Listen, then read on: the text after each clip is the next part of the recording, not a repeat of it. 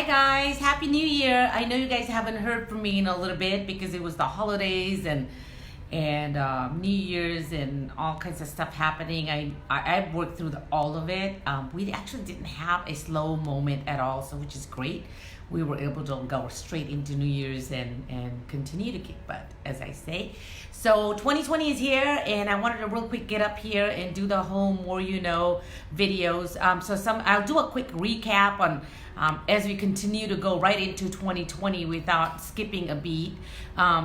Just remember, if you're a listing agent, I know you have a listing checklist, but more and more we see CO2 not installed, or carbon monoxide detectors, water heater straps, and stuff like that. You know, just make sure that all of it is there so we don't have to send the appraiser back out there for reinspection, because that's an additional cost to the buyer, up to $150 for reinspection. It delays the closing. So remember to do that if you're a listing agent.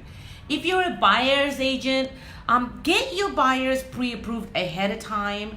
More and more we get phone calls from the agents where they're saying, oh, I need to get my buyers pre-approved right now, this second, because I'm writing an offer right now. So we can do a pre-qualification, no problem. I can do it right now, this second, basically asking preliminary questions from the buyer and say, well, based on what they're telling me, they qualify. But stop doing that. Here's why. Pre-qualification based on what the buyer's telling you versus an actual pre-approval where we actually put the loan in front of an underwriter and get the underwriter to review the asset, review the credit, review the income, and all of that takes a couple of days. Okay, from the time I gather, remember, from the time the buyer actually gives me all the information, paycheck stubs, W-2s, 2 months bank statements, I pull the credit report, and if there's anything with the credit that we need to address, all of that, once I have that, so keep that in mind. Sometimes the buyers can take a day or 2 days to get us that information.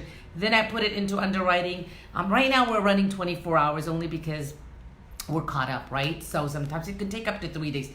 All that needs to be done before you can go and make an offer. So if you're talking to a buyer and you're talking to a loan officer, make sure you pad that time in there.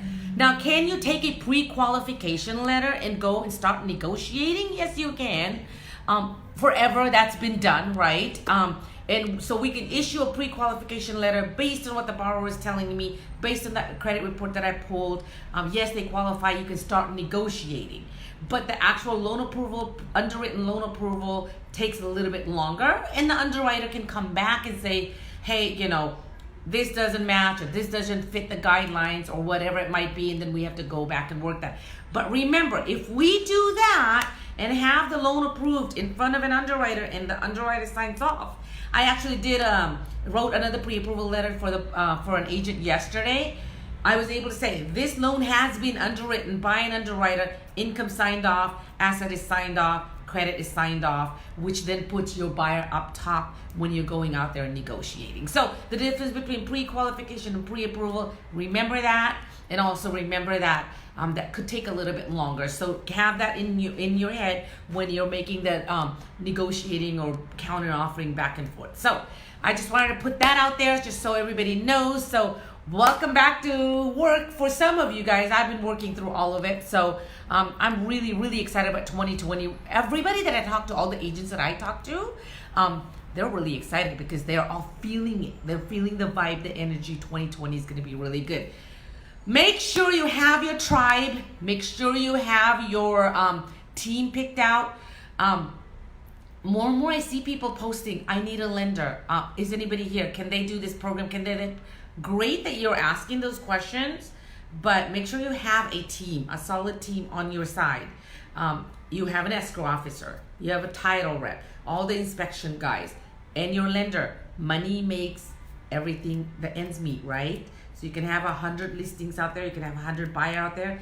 If you don't got the money person lined up that you trust, that knows what they're doing, that you know if you can go into escrow and they will close it, if they say yes, it's gonna happen, it's gonna happen, that's who you want on your team. If you don't have that, give me a call. I personally do production myself. You can work directly with me if you want. I do pick and choose who I work with because you gotta be at the same level as me as far as the way I work. I am very passionate about what I do. I show up to work every day. I answer my calls every day. So the agents that I work with, I kind of want you to, I don't want any part-time realtors, because if I can't find you and our buyers can't find you, our clients can't find you, that doesn't work very well. So I answer my calls. I expect everybody else that's on my team to answer their calls too, and be available.